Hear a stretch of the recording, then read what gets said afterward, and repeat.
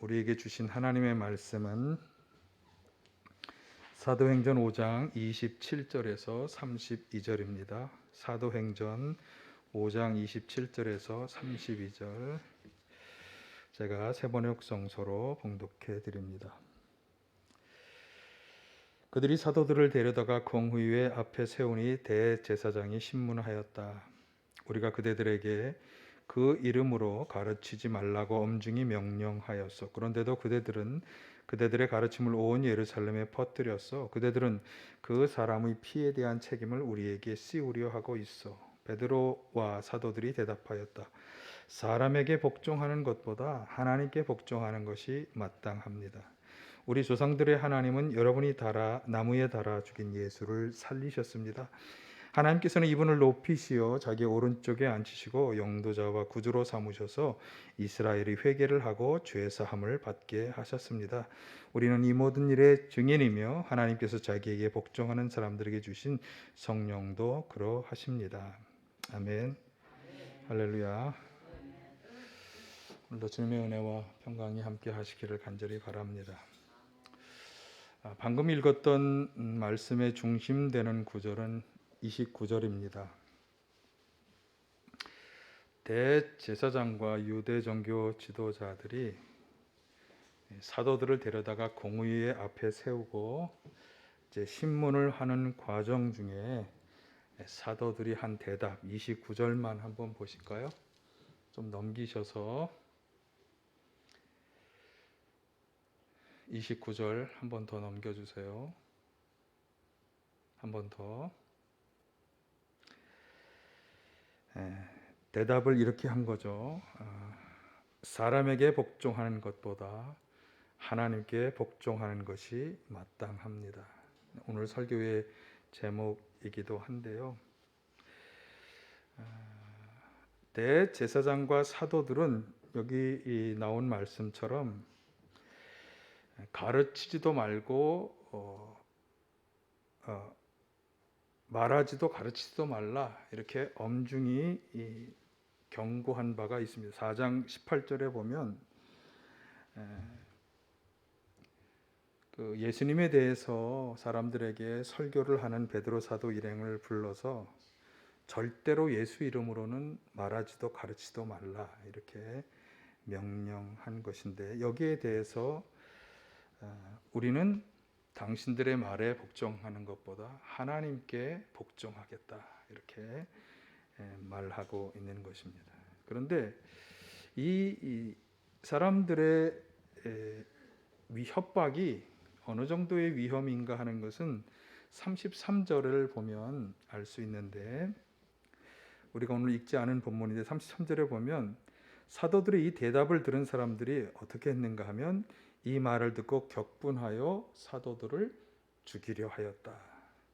그러니까 사도들의 이 대답은 죽음을 불러올 수도 있는 굉장히 위험한 일이었다라고 하는 것을 알 수 있어요. 혹시 여러분 죽음의 위협 앞에서 뭔가 여러분의 소신을 담대히 얘기한다고 하는 것 그런 경험을 해보기는 쉽지 않겠죠. 어떻게 사도들은 이렇게 담대히 정말 죽음의 위험 앞에서 사람이 아니라 하나님께 복종하겠다고 말하는 것일까? 사실 21세기를 살아가는 대부분의 사람들에게 우리 그리스도인뿐만 아니라 대부분의 사람들에게 신이라고 하는 존재는 하나님은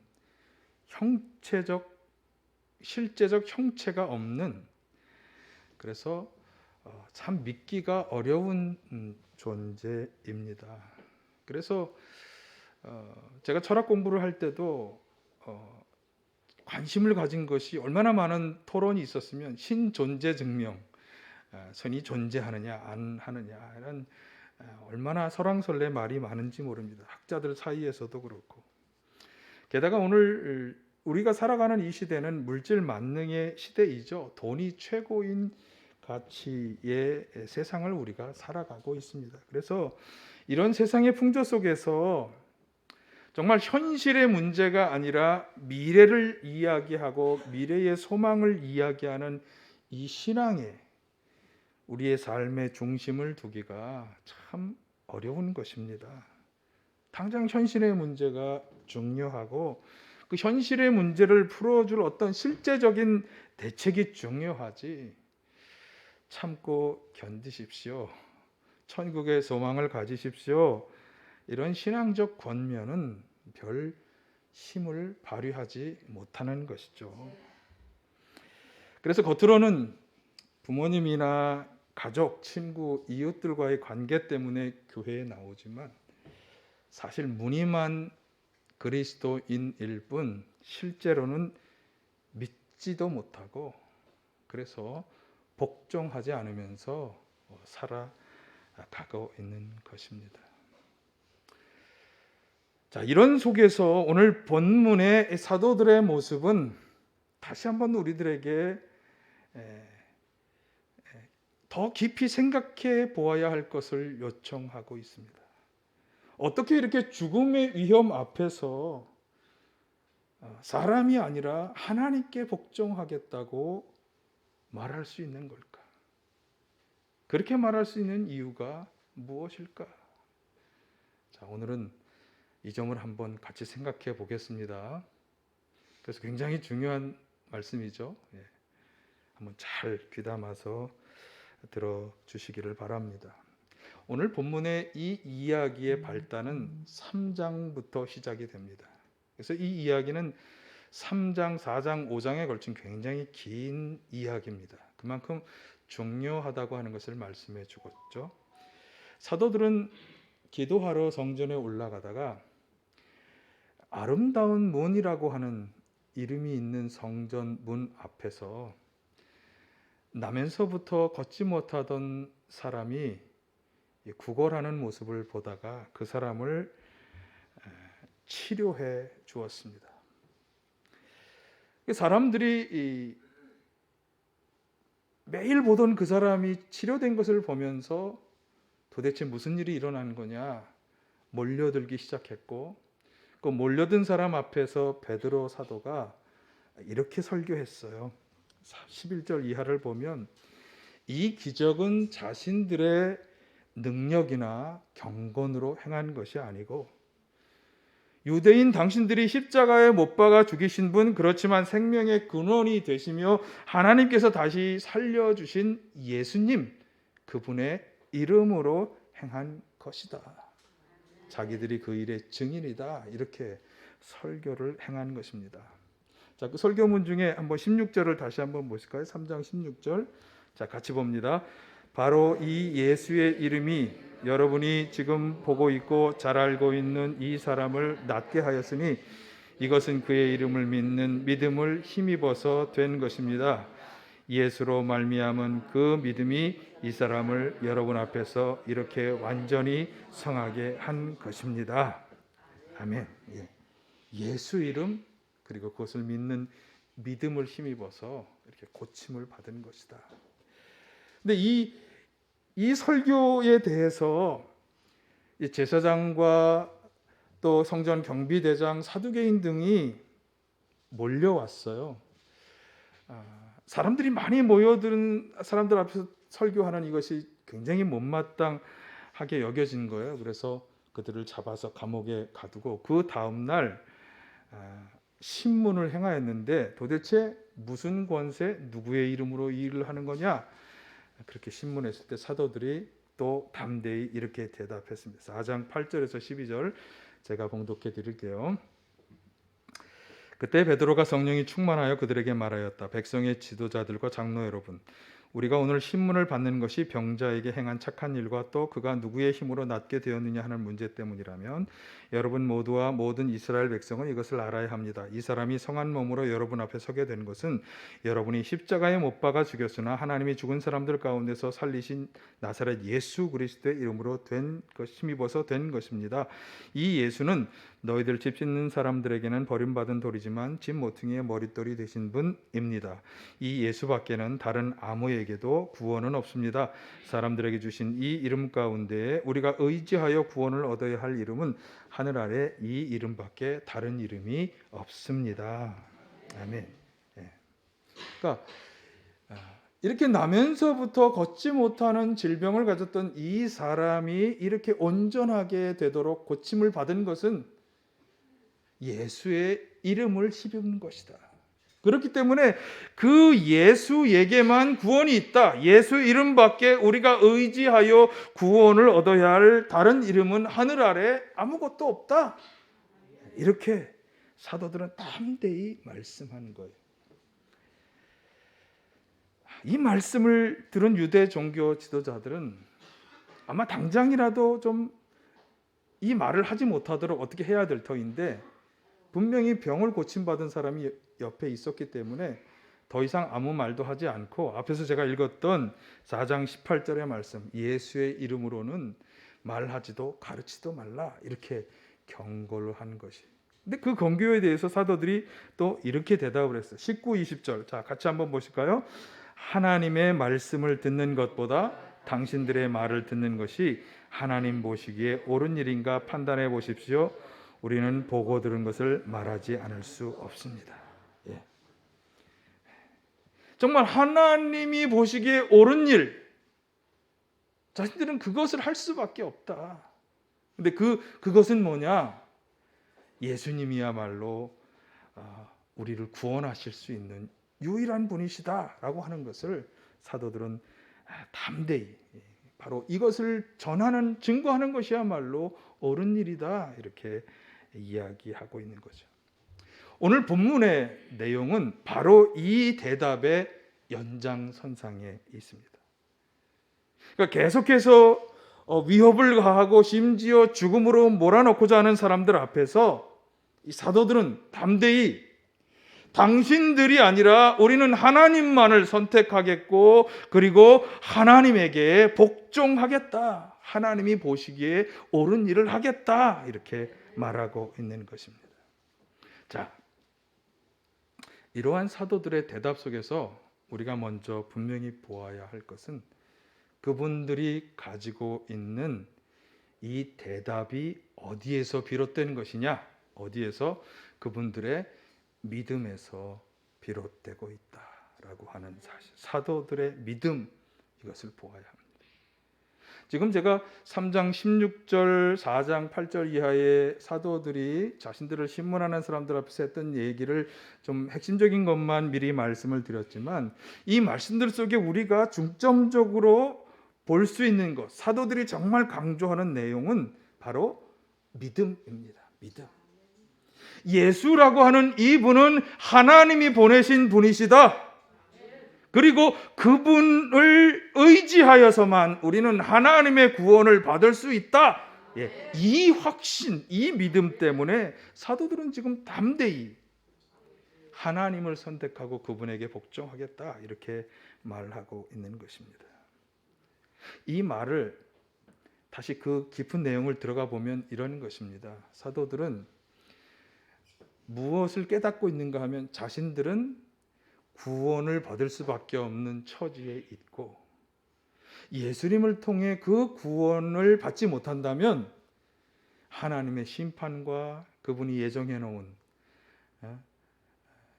그 마지막 심판대 앞에서 일어날 일들을 당할 수밖에 없다라고 하는 것을 분명히 알고 지금 이 말을 하고 있다고 하는 것이죠. 여러분, 지금 하나님께서만이 저와 여러분을 구원하실 수 있는 참 신, 참 하나님이시라고 하는 것을 확신하십니까?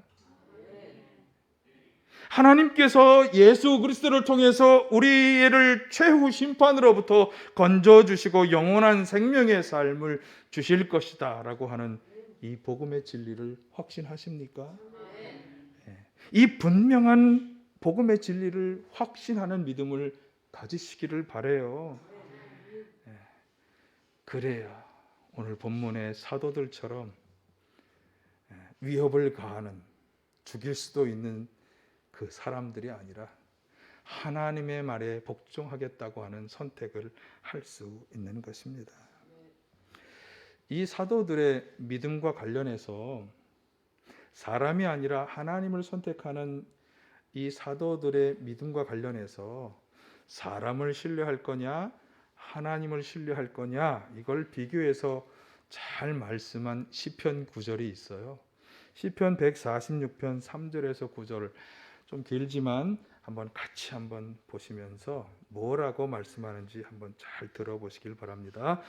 너희는 힘 있는 고관을 의지하지 말며 구원할 능력이 없는 사람을 의지하지 말아라. 사람은 숨 한 번 끊어지면 흙으로 돌아가니 그가 세운 모든 계획이 바로 그날로 다 사라지고 만다. 야곱의 하나님을 자기 도움으로 삼고 자기의 하나님이신 주님께 희망을 거는 사람은 복이 있다. 주님은 하늘과 땅과 바닷속에 있는 모든 것을 지으시며 영원히 신의를 지키시며 억눌린 사람을 위해 공의로 재판하시며 굶주린 사람에게 먹을 것을 주시며 감옥에 갇힌 죄수를 석방시켜 주시며 눈먼 사람에게 눈을 뜨게 해 주시고 낮은 곳에 있는 사람을 일으켜 세우시는 분이시다. 주님은 의인을 사랑하시고 나그네를 지켜주시고 고아와 과부를 도와주시지만 악인의 길은 멸망으로 이끄신다. 아멘. 네. 사람과 하나님을 비교하면서 무엇을 신뢰하고 의지해야 할 것인가를 말씀하는 아주 대표적인 구절이에요.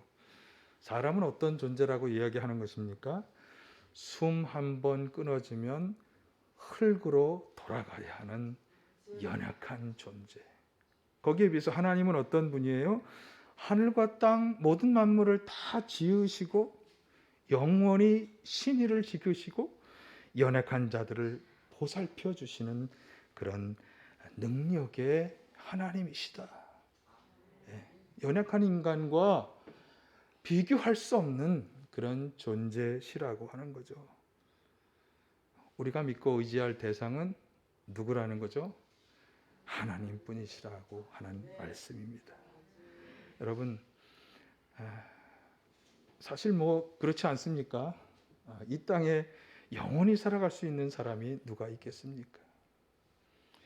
그리고 사람이 도와주는 도움도 사실은 너무나 분명한 한계가 있지 않습니까?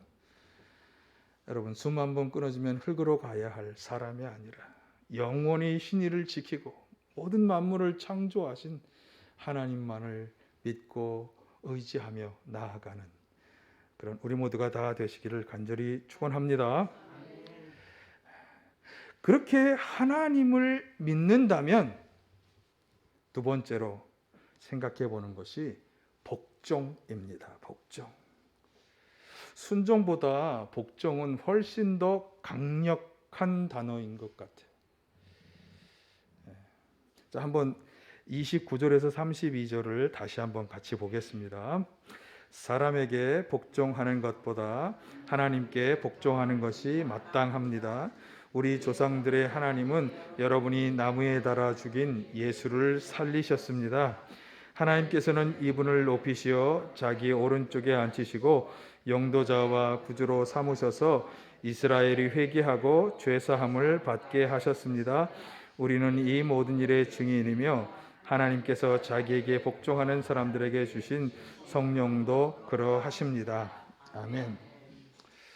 여러분은 지금 처음 이 구절을 읽으셨지만 저는 굉장히 여러 번 이 구절을 읽으면서 아주 중요한 것을 깨닫게 되었습니다. 사도들이 사람에게 복종하는 것보다 하나님께 복종하는 것이 마땅하다라고 이렇게 말할 수 있는 것에는 물론 말씀드린 것처럼 앞에서 말씀드린 믿음, 하나님을 절대로 신뢰하는 믿음이 있기 때문에 복종하겠다고 이야기하는 것이지만 지금 읽었던 이 구절에 의하면 또 그들이 복종하겠다고 하는 하나님께 복종할 수밖에 없다고 하는 그들의 어떤 그 믿음 속에 들어있는 아주 중요한 점을 우리가 캐치할 수 있습니다. 어떻게 보면 우리가 하나님께 복종해야만 하는 이유, 사도들이 그렇게 복종할 수밖에 없었던 이유를 그들의 말 속에서 드러내고 있고, 우리도 오늘 다시 한번 우리가 하나님께 왜 복종해야 하는지 그 이유를 이 말씀 속에서 찾아볼 수 있겠습니다. 자, 두 가지로 우리가 살펴볼 수 있겠는데요. 우선 하나님께서는 예수님을 죽음에서 살아나게 하신 분이기 때문이라는 것이죠. 하나님께서 예수님을 죽음에서 다시 살리셔서 부활의 첫 열매가 되게 하셨다. 이게 바울 사도의 고백인데요. 이 말은 아주 중요한 의미를 가지는데, 하나님께서 예수님을 죽음에서 살리신 것은 그분이 사람을 죽음 가운데서 살리실 수 있다는 능력을 가지셨다는 것을 말하는 것이고요. 다시 말해 우리도 그렇게 죽음에서 다시 살리실 수 있다는 것을 말씀하는 것입니다. 아멘. 하나님께서는 저와 여러분도 이 땅에서 우리의 생명이 끝나는 죽음에 그냥 내버려 두실 것이 아니라 예수님을 다시 살려주신 것처럼 우리도 그 죽음에서 다시 살리실 것이다. 그것을 분명히 말씀해 주고 있습니다. 그런데 누구에게 그렇게 하실까요? 하나님께 복종하는 자들에게 그렇게 하신다. 두 번째로, 하나님께서는 죄를 사하여 주신다고 말씀하고 있어요. 하나님께서 아들 예수님을 이 땅에 보내신 것은 바로 이스라엘을 비롯해서 우리들의 모든 죄를 다 사하시기 위함이라고 하는 거죠. 그래서 예수님께서 우리들의 모든 죄를 다 사하여 주셨기 때문에 우리는 죄로 인해서 받아야 하는 그 심판으로부터 구원을 받고 영원한 생명의 나라에 들어갈 수 있게 된 것입니다.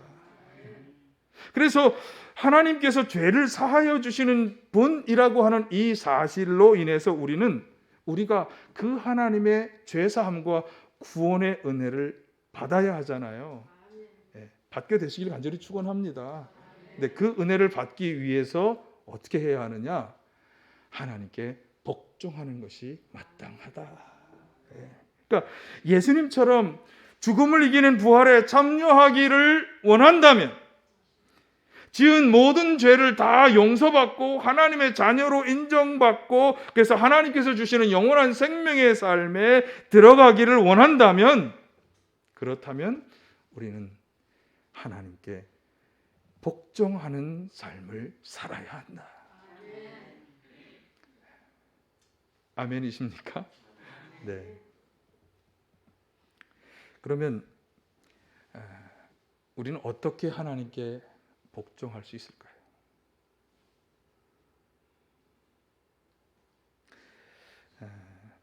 사실 복종이라고 하는 말은 철저하게 순종하는 걸 말하겠죠.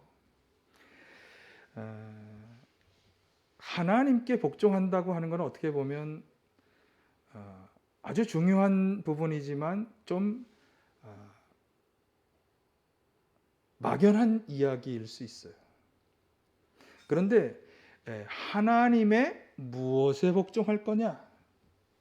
이렇게 말한다면 하나님이 원하시는 것, 그분이 소원하시는 것, 거기에 우리가 복종해야 할 것을 말하는 거죠. 그래서 이것은 하나님의 소원, 하나님의 뜻과 긴밀히 연결되는 문제입니다. 관련해서 바울 사도가 로마서 12장에서 이야기한 것을 우리가 꼭 기억해야 하는데, 보실까요? 12장 2절, 여러분은 이 시대의 풍조를 본받지 말고 마음을 새롭게 함으로 변화를 받아서 하나님의 선하시고 기뻐하시고 완전하신 뜻이 무엇인지를 분별하도록 하십시오. 앞에서 말씀드린 것처럼 이 시대의 풍조 속에서 우리는 하나님을 신뢰하는 믿음, 그분이 정말 존재할까? 나에게 정말 급한 것은 현실의 문제인데, 이런 풍조 속에서 바울 사도는 마음을 다시금 새롭게 가지고 그 하나님의 선하시고 기뻐하시고 온전하신 뜻을 잘 분별하여 실천할 것을 요청한 것입니다. 그래서 오늘 우리들에게 요청되는 건 이제 풍조 속에 사로잡히거나 풍조의 영향을 받았던 우리의 생각을 좀 새롭게 해서 하나님이 정말 선하고 기뻐하시고 온전하신 그분의 뜻이 무엇인지 그것을 잘 분별하여 복종하는 것이 필요한 것이죠. 그러면 하나님이 원하시는 것, 그분의 소원, 그분의 뜻, 그것이 무엇일까? 그것과 관련해서 가장 먼저 우리가 생각해야 할 것은 하나님께서 주신 율법의 말씀입니다.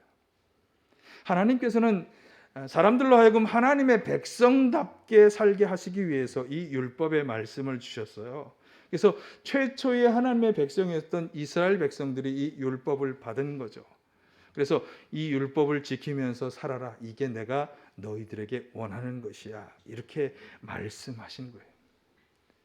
그러나 우리가 역사적으로 기독교 역사적으로 본다면 이스라엘 백성들은 그 하나님의 말씀을 철저히 지켜내는데 실패했어요. 오히려 그 말씀을 성식화하고 법제화해서 사람들을 너무나 힘들게 만들어요.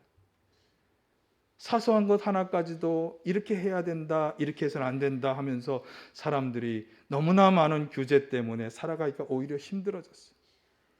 그때 예수님께서 말씀하셨죠.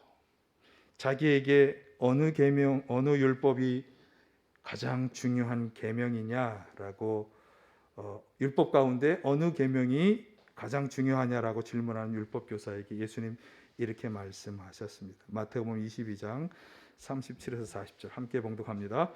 내 마음을 다하고 내 목숨을 다하고 내 뜻을 다하여 주 너의 하나님을 사랑하여라 하였으니 이것이 가장 중요하고 으뜸 가는 계명이다. 둘째 계명도 이것과 같은데 내 이웃을 내 몸과 같이 사랑하여라 한 것이다. 이 두 계명에 온 율법과 예언서의 본뜻이 달려 있다. 온 율법과 예언서의 본뜻이라고 하는 것은 이것이 정말 하나님이 원하시는 것이다. 그것이 무엇이냐? 하나님을 사랑하고 이웃을 사랑하는 것. 그것이 바로 하나님의 뜻이다. 이렇게 말씀한 것입니다. 여러분 정말 하나님을 사랑하고 이웃을 사랑하라는 이 계명을 잘 지키실 수 있기를 간절히 바랍니다. 또 하나 하나님의 소원을 잘 말씀해 주는 중요한 구절이 있는데요. 이것은 우리 나눔교회 2022년 신앙의 목표와도 관련이 되는데 디모데전서 2장 4절과 베드로후서 3장 9절 하반절입니다. 한번 디모데부터 볼까요? 시작. 하나님께서는 모든 사람이 다 구원을 얻고 진리를 알게 되기를 원하십니다. 베드로후서의 말씀. 하나님께서는 아무도 멸망하지 않고 모두 회개하는 데에 이르기를 바라십니다. 아멘. 하나님께서는 세상을 창조하시고 사람들에게 이렇게 살아라 하고 당신의 법을 가르치셨지만 사람들은 계속해서 그 법을 어기고 죄악 속에 정말 하나님의 심판을 받을 수밖에 없는 처지에 빠졌지만 하나님은 그들을 다 멸망시키기를 원하시지 않는 거예요. 그래서 거듭 이런 말씀을 하시는 거예요. 모든 사람이 다 구원을 받기를 원하신다. 이게 하나님의 소원이라고 하는 거예요. 아무도 멸망하지 않고 회개하여 죄사함의 은혜를 받기를 원하신다고 하는 거예요. 그래서 예수님께서도 이 땅을 떠나시면서 마지막으로 주셨던 명령이 뭡니까? 사람들을 제자로 삼아 내가 명한 것을 다 가르쳐 지키게 하라. 땅 끝까지 이르러 내 증인이 되라. 거듭 말씀하신 거예요. 그래서 하나님의 이러한 마음들을, 이러한 소원을 마음에 품고 사람들을 구원하는 일에 적극적으로 참여하는 것, 이게 바로 하나님이 원하시고 바라시는 뜻이다라고 하는 것입니다. 그래서 우리 나눔교회가 말씀드린 것처럼 2022년 신앙의 주제를 이렇게 영혼 구원으로 하나님을 기쁘시게로 삼고 어떻게 해서든지 정말 우리의 가족, 친척, 친구, 이웃들로 하여금 복음의 말씀을 듣고 정말 하나님 앞에 나오기를 간절히 소원하며 우리가 노력하고 있는 거죠. 자, 그런데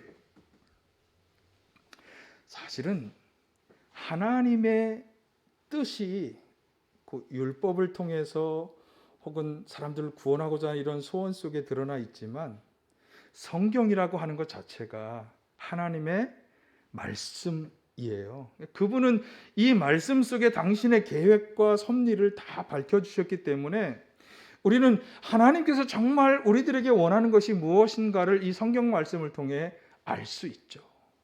그래서 하나님의 뜻에 어떻게 복종하느냐, 성경 말씀에 나타나는 것들을 우리가 잘 읽고 묵상하며 실천하는 것으로 그렇게 할 수 있다고 하는 것을 이제 마지막으로 다시 말씀드리려고요.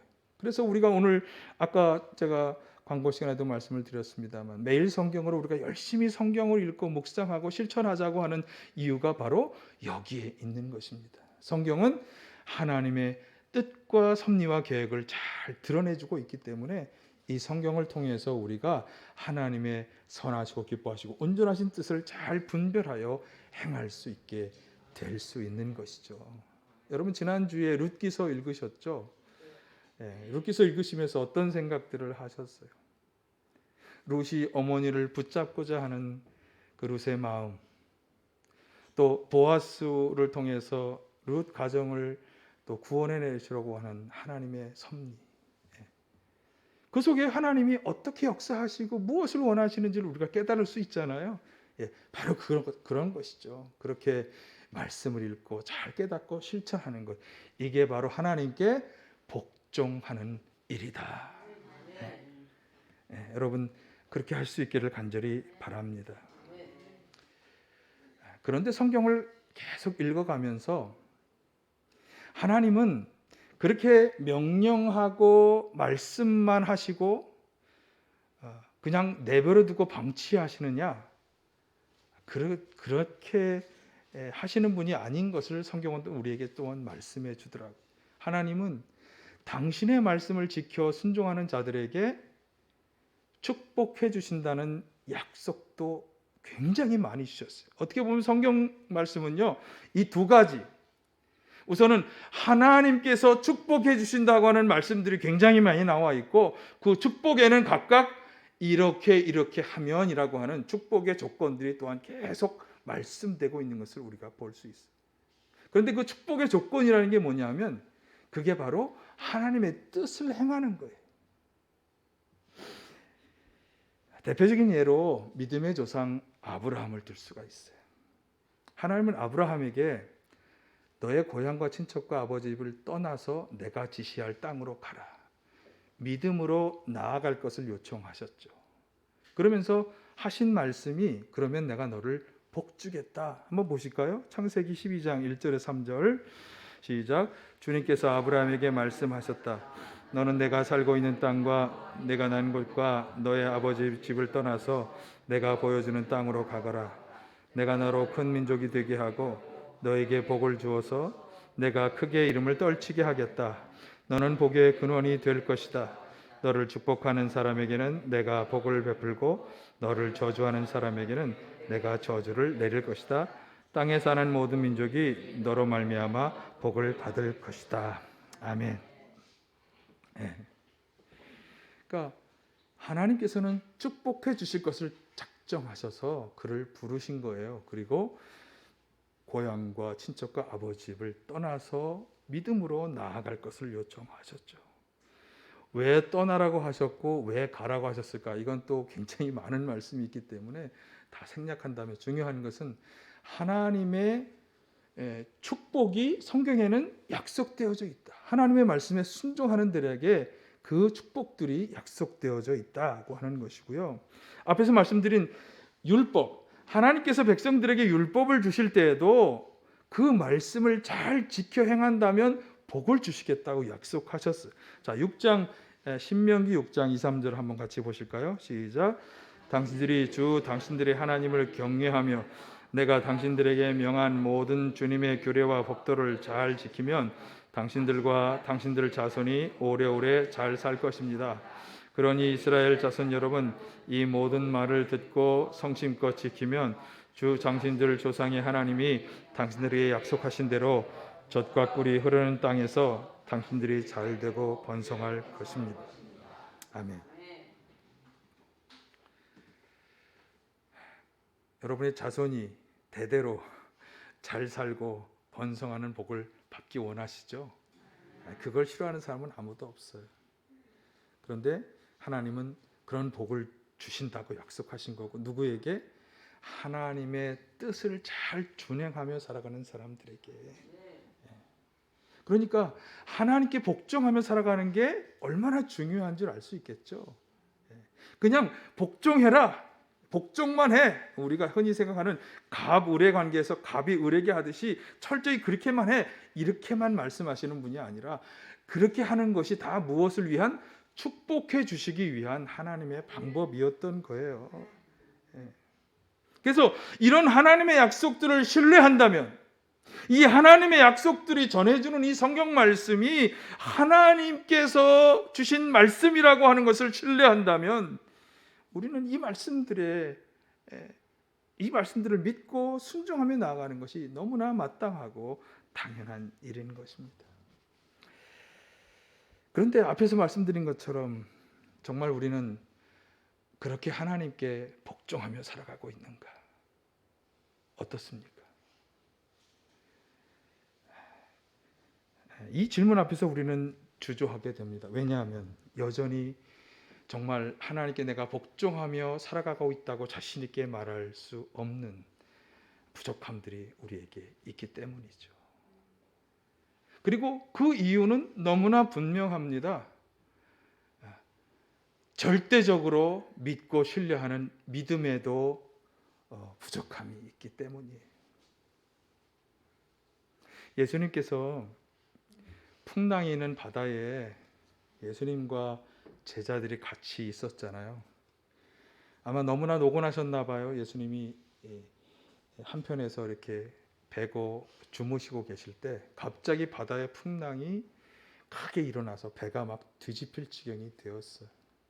제자들은 겁이 났어요. 예수님이 함께 있지만 겁이 났어요. 수많은 병자를 치료하시고 기적을 행하신 예수님이 함께 있었지만 겁이 났어요. 막 예수님을 깨웠어요.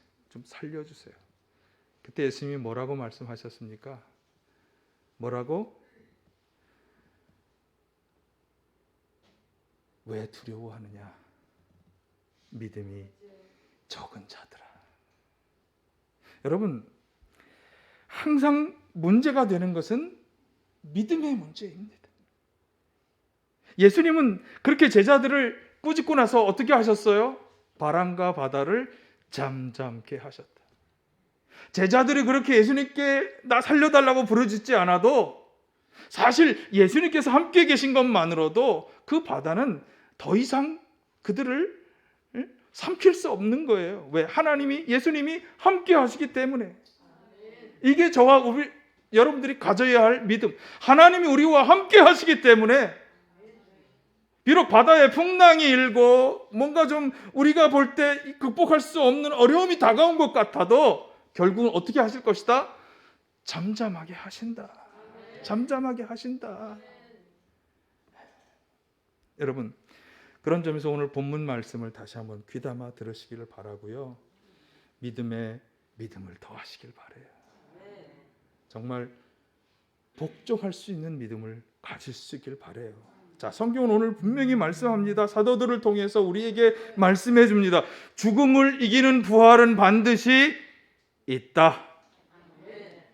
죽음을 이기는 부활이 있으면 죽음 이후에 영원한 삶에 하나님 나라가 반드시 있다. 그리고 우리도 그 부활에 참여하게 하실 것이다. 예수님을 통해서 예수님께 짊어지신 그 십자가로 인해서 하나님께서는 우리의 죄를 용서해 주시고 그 하나님의 구원의 은혜를 받아 영원한 생명의 삶에 참여하게 하실 것이다. 이 분명한 확신, 믿음을 가지시기를 바라요. 네. 그리고 복종해야 하는 것입니다. 그런데 사실 이 말씀들은 반대로 경고의 말씀이 되기도 합니다. 어떤 경고냐? 하나님을 절대적으로 믿고 복종하지 않는다면 하나님을 믿고 절대적으로 복종하지 않는다면 죽음을 이기는 부활에 참여할 수 없다. 우리들의 모든 죄를 다 용서받고 영원한 생명의 삶을 주는 하나님 나라에 들어갈 수 없다라고 하는 것을 우리들에게 말씀해 주죠. 이건 다시 말해서 영원히 꺼지지 않는 지옥불에 던져져 고통을 당할 것을 우리에게 분명히 말씀해 주는 것입니다. 어디를 선택해야 하겠습니까? 이 세상을 살아가면서 정말 많은 사람들이 세상의 풍조를 따라 사람들과 더불어 똑같이 그들과 같은 삶을 살아가라고 요청하지만 그 삶의 길은 결국 하나님이 원하시는 것과 반대의 길로 가게 되는 것입니다. 그러나 하나님을 절대적으로 믿고 신뢰하며 그분에게 복종하며 살아가는 길은 우리에게 영원한 생명의 삶을 보장해 주는 길이 되는 것입니다. 여러분, 이 복음의 진리를 명백히 깨달아 아시기를 간절히 바라고요. 오늘 베드로 사도 일행이 고백한 것처럼 사람이 아니라 하나님을, 그 하나님께 복종하며 살아가겠다고. 사람이 아니라, 상황이 아니라, 세상의 풍조가 아니라 하나님만을 절대적으로 믿고 그분께 복종하며 살아가겠다고 결단하고 다짐하는 우리 모두가 다 되시기를 간절히 바랍니다. 사랑과 은혜가 충만하신 아버지,